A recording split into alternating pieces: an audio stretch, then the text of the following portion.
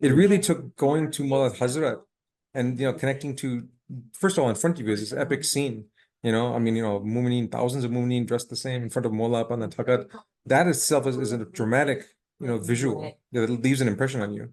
Mm. And just, that whole process of listening to the waz, then you get a sense of just how much more rich and how deep our history is and who we really are, as a people. And I don't think that that's something you can convey outside of Mullah's Hazrat,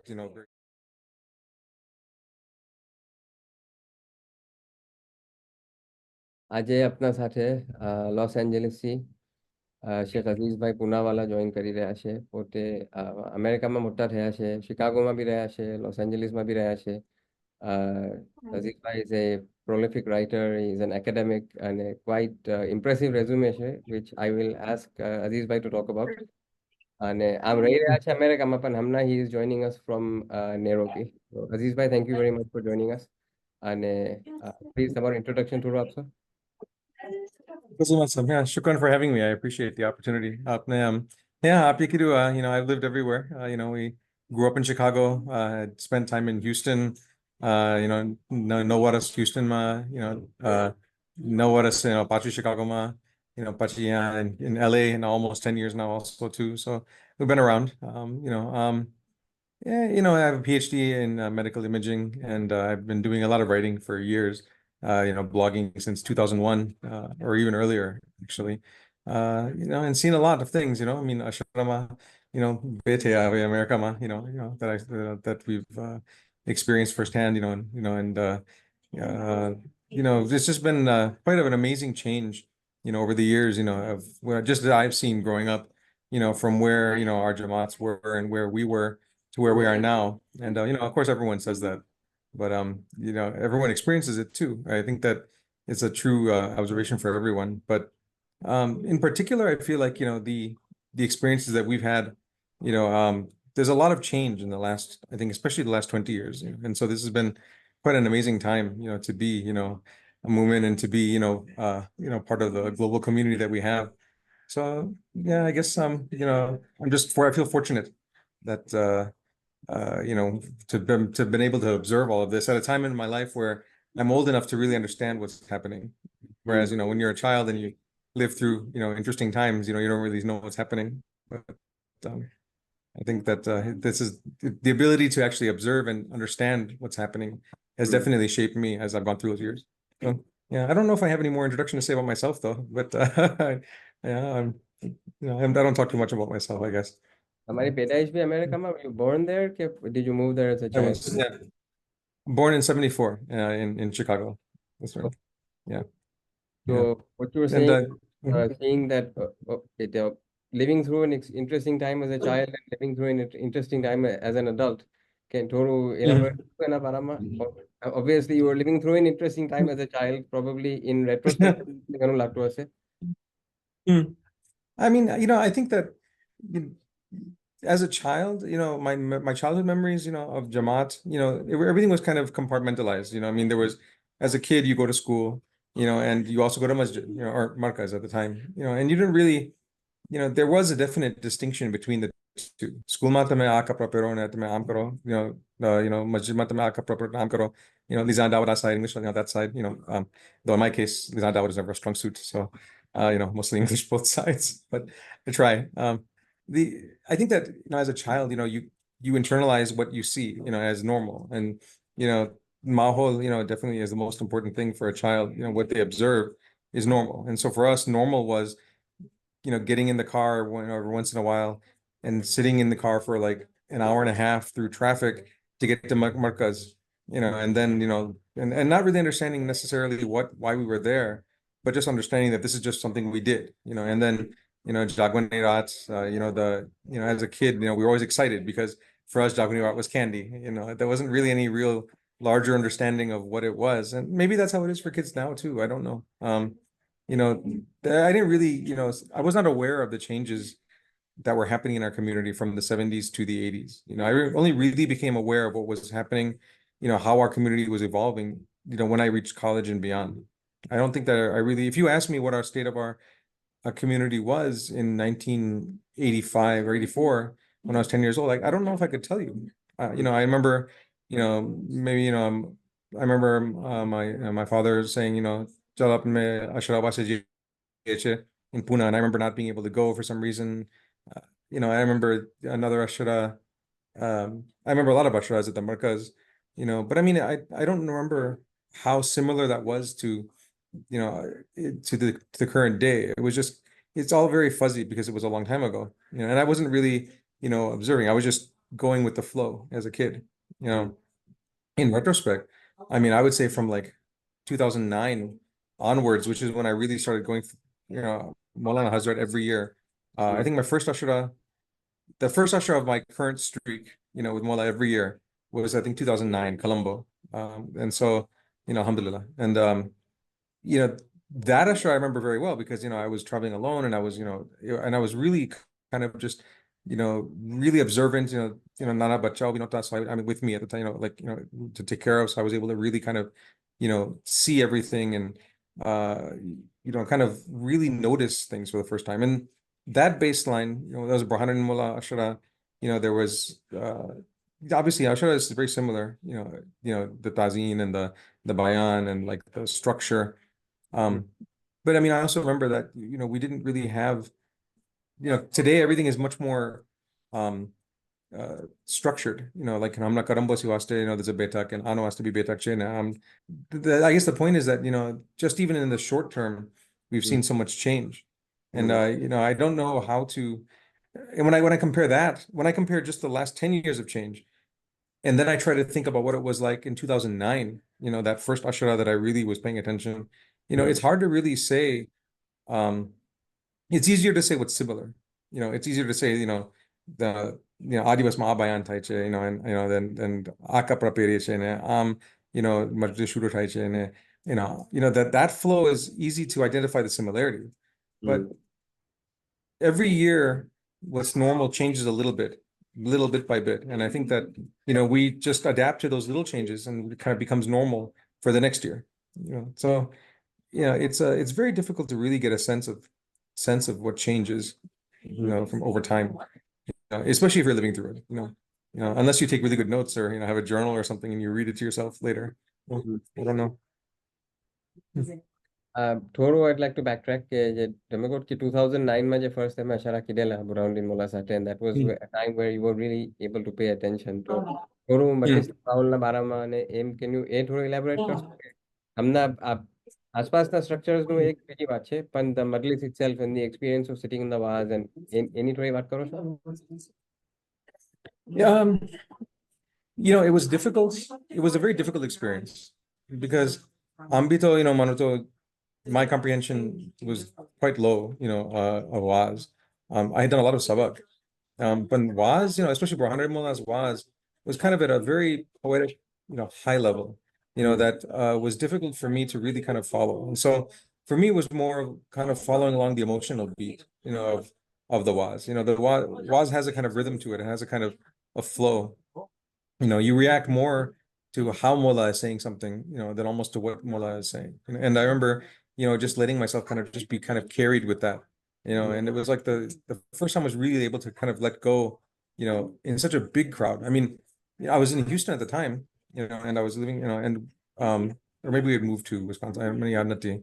But I mean, I was used to like kind of the local Ashara, scene, and that was different. And we had Ashara in Houston, in 2001, and so there were lots of examples, but in that scale, with Burhanuddin Mullah, with that emotion you feel in that scale really brings out the gum and the and also the other emotions you feel when you're hearing the bayan. I mean, during certain parts of bayan, you feel gum, you also feel anger, you feel outrage, you feel relief, you feel awe, all of those things are conveyed more through Mullah's voice than the words, and so I didn't really have a real understanding of what was being said, but I understood, the feeling more. I think that, if you asked me to take notes or if you asked me to my takeaway from the bayan back then wasn't very much, but that was more a function of who I was at the time and my lack of, the understanding that I had. I mean, to answer your question more specifically, I mean, um, that Ashara, those Asharas, early Asharas, you know, you definitely got a sense of the status of our dawat. You know, I mean, it's not that's something that was different for as a kid. As a kid, I never really got a sense of kind of I think I mean it's not a fair comparison, but if you're a kid, you know, in the 1970s and the 80s, and the president came to town, you know, you would kind of have a sense of, oh wow, this is an important event. You know, this is something important happening. Hmm. But then going to Markaz, you know, that sense of importance, that sense of connection to history, that sense of identity, you know, was kind of lost. You know, I didn't really have a context to that. It Hmm. really took going to Mullah Hazrat and, you know, connecting to, first of all, in front of you is this epic scene. You know, I mean, you know, mumin, thousands of mumin dressed the same in front of Mullah up on the takat. That itself is a dramatic, you know, visual that leaves an impression on you. Hmm. And just, you know, that whole process of listening to the waz, then you get a sense of just how much more rich and how deep our history is and who we really are, you know, as a people. And you know, I don't think that that's something you can convey outside of Mullah Hazrat, you know, very effectively. I mean, some people can, but to a kid growing up, you know, in the 70s and 80s, you know, and early 90s, I never really had a sense of that kind of context of who we are. You know, it was just, you know, I have to go to right now I have to go to school. Okay, fine, I go to school. Right now I have to go to Markaz. Okay, I go to Markaz. Right now I have to go to, you know, someone's house. It just was what it was, you know. But then only when you really get the big scope of things that you really see the big picture, you know, and that was Mullah's Hazrat for me to really connect, you know, to the big picture. Hmm. So, અને હવે હમણાં તમારા બચ્ચાઓમાં what would your observations be? as તમારા they're growing up, or not in specifically your kids, પણ તમારા બી બચ્ચાઓ અને હમણાંના બચ્ચાઓ એમ compared to say growing up in the 70s, 80s and 90s અને પછી હમણાં એ જે કનેક્શન છે જે તમે વાત કરો છો અને I think it's yeah, I think it's easier and harder in some ways. It's easier in that the mahol is so much better, you know, that, you know, for them to do, you know, anything, you know, for them to get that picture of our history, of our identity, it's easier for them to connect because madrasa is so sophisticated now. I mean, you know, they write, you know, they're taking notes on the dawat, they're, you know, they're doing obat, they're doing, you know, Quran, everything is so much more, you know, structured. You know, Atalim has been using like a universal curriculum for, I don't know, like 10 years now. You know, I mean, I remember the same kitabs that were new when my eldest was, you know, started madrasa, they're still using now. And that was a huge effort to kind of create a standardized, you know, set of kitabo for them to learn from. I don't think that so it's easier in that sense for them to connect in my kids, you know, we started taking them to Ashara, you know, very early, like, you know, when they were just a few years old. And so for them, making that connection to Bayan, understanding the Bayan, you know, I'm not them, so I don't know exactly what goes through their brain, but I mean, I can tell just from their amal and just from how they act, you know, and how they know how to act, that something, you know, Vararake basic yuche, you know, for them, you know, than when I was their age. You know, when I was their age, I was still kind of treating Markaz as like a thing that I just go to without really understanding why. It wasn't part of my innate understanding, you know, and I think that the kids now, they do get it. So that's how I think it's easier. I think it's harder in that because our identity is more clearly defined, then now there are more contrasts between them and the mainstream culture. So, you know, some people kind of, you know, assume that, like, I mean, it's not an assumption, it's true. My generation, you know, which, you know, Generation X, you know, is, you know, not all of us, you know, made it, you know, to, you know, through the obstacle of culture to reach, you know, to maintain our class and maintain our iman, you know, I mean, it's just a fact, you know, a lot of people my age are not, you know, part of the community, you know, as to the degree that we would hope they would be, you know, I mean, you know, that's because growing up, you know, the mahol wasn't there. And so then, you know, they go to, you know, I mean, because by mahal, I don't mean, I mean, the parents may have spoken down his Zaman and they may have made every effort, but at the end of the day, you know, you don't go to Markaz, you know, every Markaz Masjid isn't 2 minutes away. It's an hour and a half drive.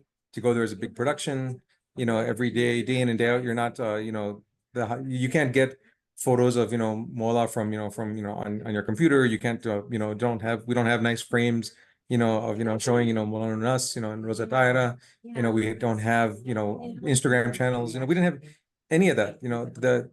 The only content and context for our mahol and our identity that we had back then was just whatever we had to go out of our way to pull. And right now our identity is pushed at us from multiple channels. We just have to subscribe to a few channels here, and we have a nonstop stream of content. Sultan Iman is on YouTube. Back then it was CDs that you had to pop into your player, and if I wanted to listen to one specific thing, I had to go through a stack of discs, and I had to pull out the right one and then put it in, and it's very difficult to find specific ilm that you want to seek out. Was very hard back then. It wasn't something you could just access on demand. So that's why I think that it was the outside influences were strong. I mean, it was possible for people to be pulled away. And it was common. Now, but also back then at the same time, you were under the radar. If you saw me next to another kid at school, I look like everybody else. And I mean, I was darker skin maybe, but that was a different set of, issues. I mean, I didn't feel different from other people, like on a cultural level, like there was a, maybe on a skin color level there was, and, there were other differences, but, there wasn't like a strong identity of being mumin bora, and for our kids now, that identity is very strong. So when they walk into high school and they put the rid on and they put, dopi on, and they're walking around, they're very different culturally. It's visually obvious. It's obvious in a school who the mumin kids are and who they aren't. And so that it creates a distance. And so that's harder, in some ways, because now they have to kind of constantly bridge that gap. That gap is more visible to them, and they have to, it takes effort for them to cross. Like, for example, if you're a mumin girl and you want to participate in sports and you want to rida, now you have to go through all this extra hassle, to maintain it, but on the flip side, you also have that identity, you have that strength of internal character, you have that, you make that effort to do that. So, I think that, it's easier now to stay mumin because we also have our mahol, well, I should say it's harder for the outside culture to pull you away in some ways, because we also have our mahol and our centers and our masajid and our markaz, and we have a much more immersive environment for ourselves. Before, you'd go to markaz and you would be there for the masjid and you leave. But now every masjid, in America, we have constant, it's busy all the time. There's Daliso here, and there's events here, and there's, something happening on Saturday, and there's, Shabab is doing something, and, TNC is hosting something, and there's, and there's all these organic sports groups now, BBA, MFL, the Frisbee tournament, that's, that took off now, throw ball. I mean, there's sports is a huge example of organic, it's not a dini, endeavor. I mean, they're just getting together to play games, but it's explicitly a mumin thing. And you don't have to sign up for your basketball league at your high school now if you want to play sports. You can, play basketball with muminin, and that creates that cohesion between muminin, each other, and that anasat that we have for each other. Because we share the same culture. It's the familiar. You want to go. I mean, I've been the last couple of years, I've been going on these hiking trips with a group of women in Fremont. I've been putting together climbing expeditions, to various really, really tall, tough peaks in Northern California. And each time it really kicks my butt, if you know what I mean. But it's a lot of fun because it's just us. We're, there are other climbing groups out there, you could join, but I mean, then you have to deal with the inevitable. They're gonna break out the beers, and they're gonna, they're gonna. When you're with our group, none of those, concerns are there. You're just safe. You're in your own bubble, your own identity. You don't have to worry about all of those things. And that means that it is easier for you to just have that strength of identity, to, maintain yourself, in the face of all the external cultural factors. We have a strong culture that expresses itself very strongly. And our culture was strong before, but the expression was very low because we didn't have that critical mass of enough people to do all these things and organize our own activities and do things on our own. There's a great brand, FUBU, for us by us. It's an African American brand. It's a great classic, and it was created because African American community was like, we need a brand, we need clothing that's our clothing. We want a brand that's ours, and so they created this brand, and the meaning, is it's for us, it's by us. It's not, we're not, buying it from outsiders, and we're not trying to be someone else. We're trying to be ourselves, and I think that's a great expression of how we do things. Boras now in this era, we have our own stuff. We do our own kapra, we do our own events, we do our own sports, we do our own, parties. We do our, and dariso instead of a reception, our own shadi, style. We have our own restaurants. Go to Houston, and you see there's a bunch of Bora restaurants all around the masjid, which is awesome. There's like at least 5 or 6 I can think of, that cater to our community right there. So I think I can't prove this statement, but my suspicion is that we have less loss, of people from our community to outside culture than we did before, just because we have a stronger cultural expression than we did before. And I think our kids benefit from that, so that's why I think it's easier in some ways for them, but it's also harder, like I said, because they have to also bridge the gap more, and it takes more energy for them. I mean, if you're never exposed to an outside culture, it's very easy to, you just immerse yourself.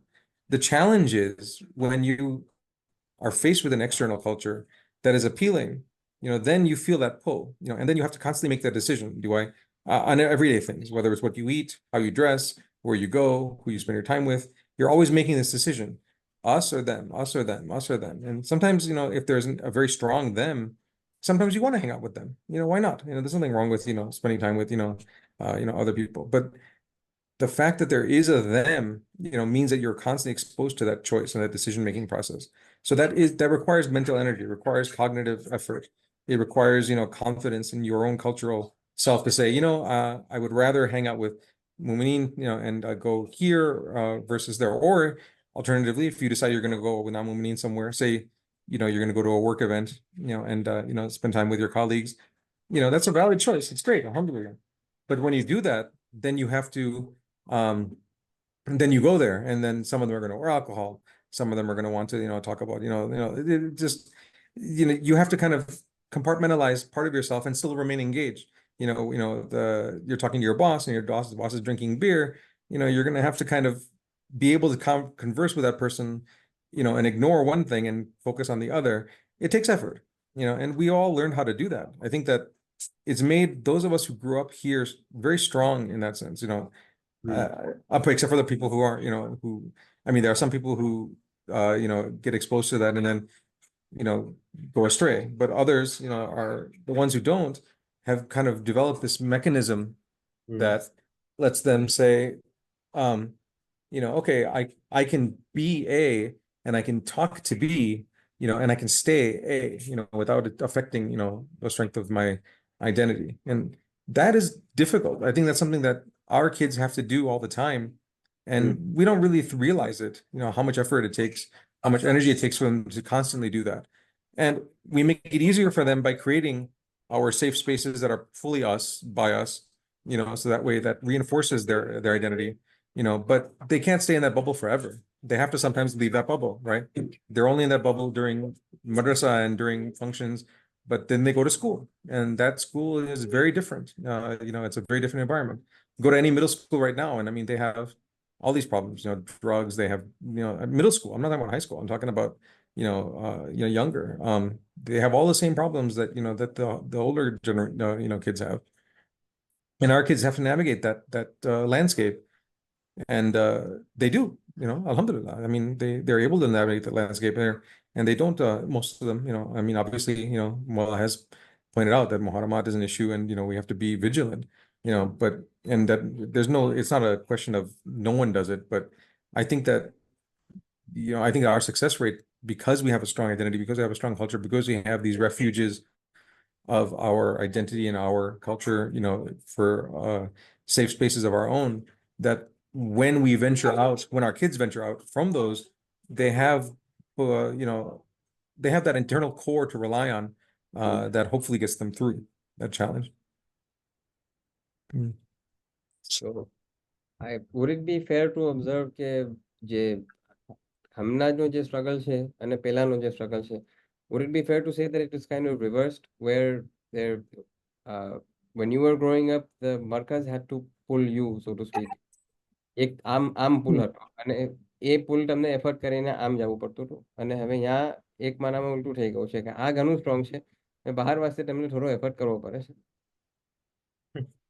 I mean, I think that there's an element of truth to that. I think when you're a kid, you're not being, when you're a young child, you're not really most of what you experience is defined by your parents. I think that, that's the number one strongest, input, force on you.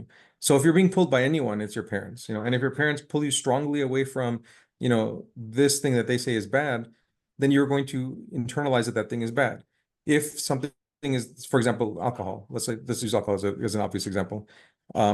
If, you're a Generation X kid like me and you're growing up and your mom, reacts violently whenever someone else around them has, alcohol, which is what my parents did. I mean, then I became aware that this is a bad thing.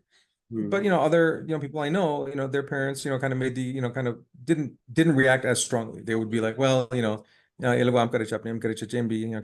they would maybe go out with white friends and mix and have socializations with them. And then you're sitting at a table and you're a little kid and you are sitting with your parents and they're drinking Coke. But right next to your friend, their parents are drinking beer and no one is saying anything about it. And you haven't had that experience of, you don't have that deep well of identity and cultural, defense to draw on. So in your mind, you're thinking, okay, he drinks beer, I drink, I'm about to drink, Coke, what's the difference? I mean, you may notice that Abanama never drink beer, but there's not a visceral reaction against it. So I think the biggest force on you, so in that scenario, beer isn't pulling you, but I think that really the more defining force is your parents pulling you or failing to pull you, or not.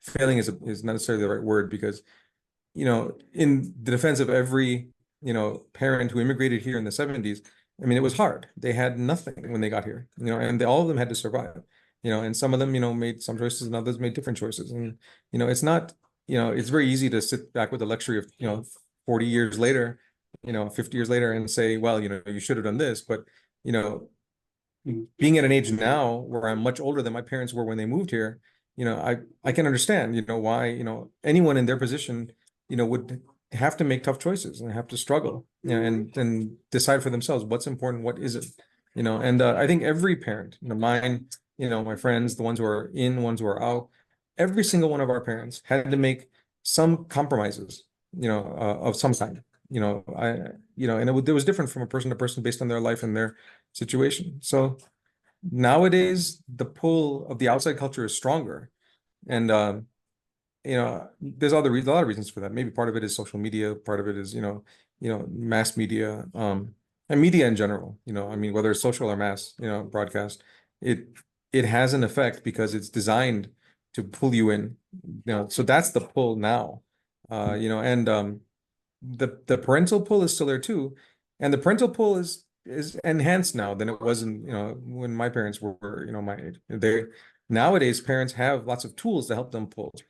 They have madrasa, and they have like material, and they have our own Bora social media and our own Bora media to consume. So we have our own mumin pull as well. So just as it's gotten stronger from the past, just as we have gotten stronger, so too has the negative force has gotten stronger. So it kind of balances out, maybe. I don't know. I think we're stronger overall. Yeah, Almost it's coming up on time. તો એક final question પર આપણે પૂરું કરીએ. ના, તમે you're in Nairobi, if I'm not mistaken. અને તમારા your daughter is in Jamea. That's what you said, ne? that's right, and Rabia. તો એનું just થોડું એના like તમારા feelings શું છે of your daughter being in Jamea? એના feelings એ કે તમારા સાથે વાત કીધી હોય in the context of what we've been discussing. Jamia, I mean, to be in Nairobi, it's this place is like is amazing. I mean, I kind of lack the words to honestly describe what Jamia is. Especially here in Nairobi, like this is the only Jamia that I've spent a lot of time in and seen, and I'm sure that all the Jamias have their relative, strengths and who be, but Safety Park especially, is kind of a garden, an oasis in the middle of in the middle of the world. And I just feel a lot of shukr that my daughter is here, and that's in Nima because lots of people want to get into Jamia, and there's a limited number of seats. As far as how we're talking about, of course, Jamia is the ultimate immersion. It's not just immersion of culture, but immersion of language, immersion of deen, immersion of amal. And you make that choice. You go knowing and go into Jamia knowing that you're going to, make that choice to go all in on this. And that means you have to make sacrifices in certain respects. Like for example, my daughter did not have, is not going to have a formal high school schooling. She's not going to take AP math, she's not going to do that. If she wants to, when she comes home, when she's finished with Jamia, she'll go to community college and she probably won't go to, or she might. I mean, there's no reason she can't. But I mean, she may not want to prioritize trying to get into a 4-year school. Most Jamia, graduates come out and they have a different kind of set of perspective, slightly different perspective on what to do next. And many have gone on to do standard, standard careers or even exemplary careers. Like, I mean, there are doctors and there are lawyers who have finished Jamia and they've come out and they, so there's Amdo Dunyan mo ke kam nati. It's the, Jamia produces, a fully rounded human. There's no, in my mind, discrepancy. But it does create a certain view of the world, that I think is necessary for us as we go forward. Not everyone can go to Jamia, but I think that we need to have people who, when you come out of Jamia, you have a very specific understanding of our culture and our identity, whether you're a girl or a boy. I think that when you graduate from Jamia, you come out not just kind of passive like me about identity. I think to myself, well, I mean, I'm Bora, I'm a physicist, I'm Californian, I'm American, I'm, Indian, I'm, a mumin. I mean, I don't think about it on a regular basis. Someone coming out of Jamia has a more kind of invested stake in that identity.